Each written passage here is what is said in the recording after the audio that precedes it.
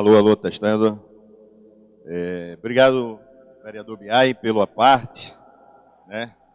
E queria fazer aqui algumas observações diante da fala do senhor. Com todo respeito, né? Especificamente nesse caso da citação do presidente Donald Trump dos Estados Unidos com relação à Universidade de Harvard. Sabemos que essa polarização ideológica é um efeito mundial, né? Desde Olinda, sentimos isso há 15 dias atrás, e no mundo a gente também vê isso. E como tal, a fala em consideração é porque alguns órgãos, podemos falar aqui de vários, dentre eles a OMS, a Organização Mundial de Saúde, uma entidade extremamente respeitável, mas nós vimos no tocante à condução da pandemia o quanto teve alguns viés que beneficiava ideologicamente algumas pessoas. Quando o presidente Donald Trump falou especificamente de Harvard, é porque realmente essa universidade hoje está tomada por um grupo que está fazendo da história brilhante, como o senhor falou, de vários prêmios Nobel, de vários presidentes da República que saíram de lá, mas hoje está dominada por uma agenda que está descredibilizando a história da universidade, né? E podemos citar várias outras coisas aqui, né? Então, só para deixar claro um posicionamento de quem pensa um pouco diferente do senhor. E também queria fazer parte do voto de pesar, também queria me subscrever, né, ao próprio Papa Francisco, que ele também foi vítima disso, né? Nós vimos que falava que era um Papa comunista, que era isso e aquilo, e na verdade nunca foi, né? Na verdade, os dogmas da Igreja Católica foram respeitados sempre, né? E eu posso falar isso até incluindo o grupo ideológico que eu represento aqui dentro dessa Câmara, né? O Papa foi atacado diversas vezes de forma covarde e errada. Isso só mostra, mais uma vez, que essa polarização, sendo usada de forma indevida, gera reflexos na sociedade. E isso tem meu total repúdio, né? Não comungo em absolutamente nada disso. Mas, mais uma vez, instituições como no caso agora, o Papa Francisco, né, foi vítima disso, de ser atacado por alguns posicionamentos que ele fazia que não mudou os dogmas da igreja. Mas, como todos os cristãos, temos que respeitar, sim, o próximo, independente de cor, raça, credo, né? Queria deixar registrado isso também e agradeço a parte de Vossa Excelência. Obrigado mais uma vez pela segunda parte. De fato, aqui é uma Câmara, né? Então aqui é o lugar de debatermos as ideias de forma que obedeça o regimento, que obedeça a ética e o respeito ao próximo aqui. Mas eu queria também, aproveitando que eu citei alguns exemplos, eu, quando fazia o meu mestrado na Universidade Federal de Pernambuco, né, eu quero falar de mais uma vez de entidades que são dominadas por alguns aspectos de força superior ideológica. Eu, quando chegava na universidade, só o fato de eu portar um caderno que tinha um adesivo do, na época, o presidente da República, Jair Bolsonaro, era candidato, eu era hostilizado na universidade. Então, quando o presidente Donald Trump fala de Harvard, é porque lá dentro de Harvard já está começando a ser dominado por essas questões de uma agenda woke, de uma agenda globalista e uma agenda mundial. Então, a crítica é feita em cima disso. Por quê? Harvard é muito maior do que qualquer ideologia. Harvard é muito maior. As entregas que ele dá para o mundo, para o planeta, para a ciência, é muito maior do que questões ideológicas. Então, quando o presidente Donald Trump fez essa crítica, era só dizendo para Harvard não ser mais dominada por algo que represente alguma ideologia. Do mesmo jeito que hoje as universidades federais estão completamente tomadas. O estudante que está me vendo aí, que é de direita, é conservador, se posicione assim na Universidade Federal de Pernambuco, se posicione como tal na Universidade Rural de Pernambuco, que você vai ver a hostilização, o quanto você vai ser mal visto, né? Vai ser até certa forma agredido verbalmente ou até fisicamente. Então isso não representa uma democracia. O que o presidente Donald Trump falou com relação a Harvard é para não acontecer o que está acontecendo com as universidades federais do Brasil. Esse é o nosso posicionamento e quem já, como eu, sofreu por ser uma pessoa de direita, por ser um militante ativista de direita dentro de uma Universidade Federal de Pernambuco, sabe o quanto você sofre pressões psicológicas na sua saúde mental e até na saúde da sua integridade física. Graças a Deus, sempre onde eu cheguei, entrei bem, saí bem, talvez fruto do meu tamanho, talvez muita gente não quis me afrontar mais do que já faziam. Mas não sou a favor de violência de nenhuma das partes, e era só esse o meu parte final. Agradeço a Vossa Excelência mais uma vez. Bom dia a todos. Primeiramente, obrigado ao vereador Simplício pela cessão do tempo e também pela deferência. Para mim é uma honra enorme entrar no patamar do vereador Severino Biai, né, que é o nosso grande guru, o campeão dos campeões, né, no qual a gente tem muito a aprender. No mais, boa tarde, ou bom dia, né, ainda. Não, boa tarde já, né, porque a lombriga aqui já está dizendo que é boa tarde. E cumprimentando as vereadoras, né, Denise e Eugênia, os colegas aqui também vereadores. Quero também fazer um agradecimento especial ao Wallace, ao Fábio Freitas e ao Rubem Júnior, do Notícias da Mata Norte, do qual eu tive ontem o privilégio de participar de um podcast lá em Carpina, né, um podcast muito rico, do qual eu recomendo que vocês assistam, sigam lá, né, que é bem plural e bem didático os temas debatidos lá.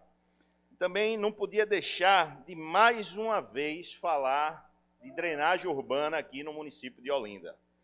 Hoje eu acordo por volta das 6h45 da manhã e meu celular já inundado de mensagens, com uma chuva pequena, né, que nós temos um posto de monitoramento de pluviometria no quintal da casa da minha mãe. Eu monitoro diariamente as chuvas que caem em Olinda. E hoje eu fui lá ver, não foi uma chuva forte, mas vimos os mesmos pontos de alagamentos alagando. Avenida Pedro Álvares Cabral, Avenida Kennedy, né? E fora aquelas ruas ali de Jardim Fragoso, como a Humberto de Lima Mendes, a Joaquim de Oliveira Valência, que é a rua que eu moro, né? Que eu toda vez tenho que botar pé na lama para poder sair da minha casa. Então, colegas vereadores, eu mais uma vez peço a vossas excelências que não percam essa oportunidade. Temos um engenheiro especialista nessa área. Nós temos muito a contribuir, que aí o mérito é dessa legislatura. A gente, na condição de Câmara, individualmente não somos nada, mas coletivamente somos tudo. E podemos sim fazer história, que é o que eu sempre digo. Todas as áreas dos bairros que vossas excelências moram alagam, tem problemas sérios com isso, sem contar deslizamento de morros e encostas. Então, mais uma vez eu friso, o plano diretor da drenagem urbana de Olinda precisa ser aprovado, precisa ser feito leis complementares que façam da drenagem urbana um enfrentamento de Estado, não políticas de governo, diga-se de passagem, tá?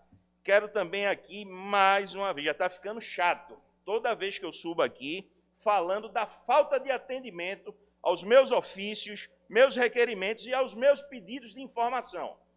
Isso já está perdendo todos os limites de bom senso.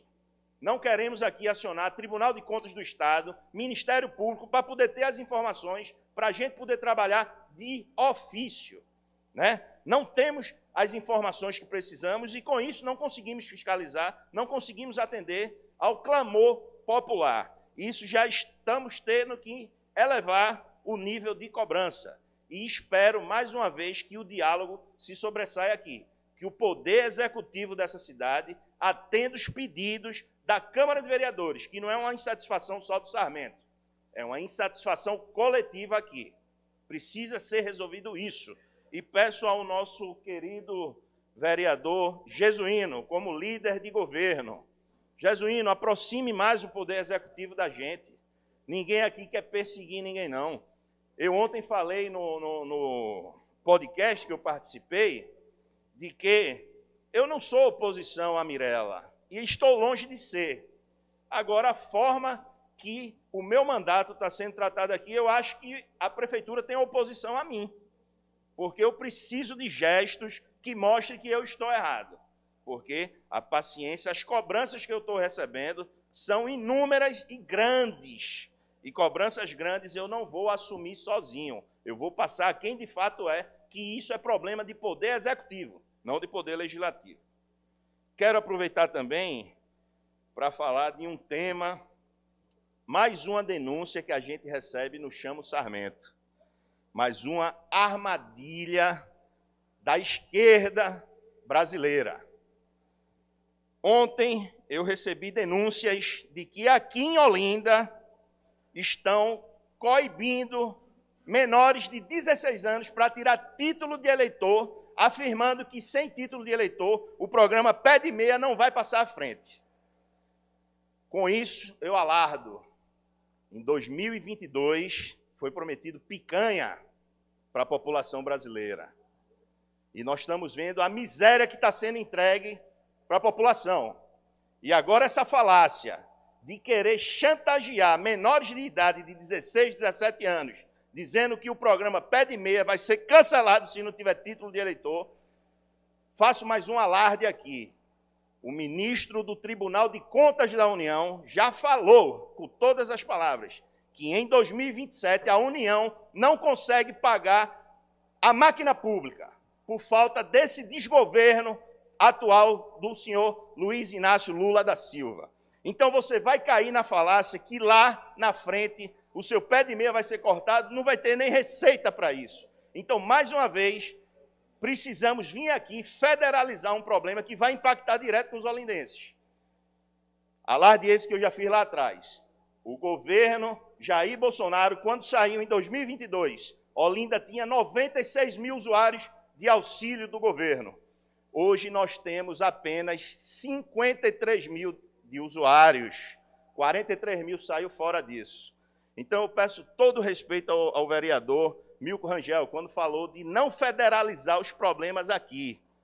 E não queremos federalizar, mas isso impacta diretamente aqui na gestão de Olinda. 43 mil usuários de Bolsa Família foram cortados e o nosso município está preparado para receber essas pessoas, para dar emprego para essas pessoas e, com isso, dar dignidade a esse povo que foi cortado o auxílio. Então, isso passa a ser um problema, sim, municipal. E, com isso, não iremos nos calar diante de falácias, diante de artimanhas políticas e partidárias que aqui em Olinda estão usando disso, segundo as denúncias que eu recebi e estou apurando. Enfim, recebemos a acusação de estar passando fake news. Eu não vou estender, diante do meu tempo já está sendo escasso, mas a gente vai para os famosos cortes de internet nas nossas redes sociais. Lá nós iremos ver que ainda o assunto de 51 imóveis, isso foi falado através do Tribunal de Contas, isso foi arquivado. E queria dizer a Vossa Excelência que se a senhora tomou vacina, quem comprou foi o Jair Bolsonaro. No dia seguinte que a Anvisa liberou, E aí nós iremos falar de inúmeras outras coisas que eu não vou mais falar aqui, porque isso é de domínio público, mas irei nas redes sociais. Já que fui acusado de fake news, iremos mostrar quem está com a razão. Então, tudo isso começou apenas porque nós demonstramos aqui uma... senhor presidente, eu queria ter condições de continuar. Silêncio aí, por favor. Senhor presidente, eu queria ter condições de poder falar tranquilamente, sem precisar aumentar a voz, para que as pessoas ouçam. Então, mais uma vez, isso foi fruto de uma denúncia. Então, eu não sabia que uma denúncia dessa fosse causar tanto efeito colateral. E essa denúncia, vereadora Eugênia, nós iremos sim monitorar. Eu já mandei um requerimento para o Tribunal Regional Eleitoral. Eu quero monitorado quantas pessoas de 16 e 17 anos vão ter os títulos tirados e vou fazer uma série histórica para mostrar se está acima da média e se realmente isso contribui com alguma artimanha político-partidária dentro do município de Olinda. Por fim, seguindo o meu roteiro aqui, eu queria fazer também o voto de repúdio à OAB do Brasil. Ontem nós vimos um dos maiores abusos feitos a um paciente em UTI, que todos aqui sabemos que um paciente em UTI precisa ter tranquilidade mental, física e não pode receber problemas de aperreio. Ontem, o presidente Jair Bolsonaro recebeu uma intimação em pleno leito de UTI. E nós não vimos direitos humanos se queixar desse abuso de autoridade do ministro do STF, Alexandre de Moraes. Nós não vimos a OAB fazer uma nota sequer recriminando essa conduta de um oficial de justiça que não tem culpa. Ele está ali mandado por um sistema persecutório que estamos tendo hoje na justiça do Brasil. Então fica aqui meu voto de repúdio a uma atitude completamente fora da normalidade e desumana. Ali está um pai, um avô e um representante nato do país. E eu queria aqui também salientar a visita que eu recebi hoje do grupo que realiza o Motofest de Olinda. Né, motociclistas, assim como eu sou, e eu acho que tem mais alguns colegas aqui, vereadores, que também são motociclistas. E sabe, o vereador, professor Marcelo, vamos em breve fazer uma rota aí 22, que a gente está fazendo por todo o Nordeste. Eu recebi a notícia de que tem uma lei municipal aqui, a Lei 6219 de 2022, que institui a Semana do Motociclista de Olinda. Mas também recebi a denúncia de que ano passado, né, não foi respeitado essa lei. Nós não tivemos a Semana do Motociclista em Olinda, consequentemente o Motofest. Então é sinal que a lei não foi cumprida, não foi respeitada. E a partir de agora, a pedido dos motociclistas de Olinda, a gente vai tornar esse evento não só um evento para os motociclistas, como para as famílias, e um evento para arrecadar receitas para o município, para movimentar a nossa economia e movimentar tudo que gere receitas. A gente, como liberal econômico, a gente defende que nós, os indivíduos, fazemos o Estado e não o contrário. Senhor presidente, muito obrigado pela benevolência de estender um pouco o meu tempo e um bom dia a todos e a todas.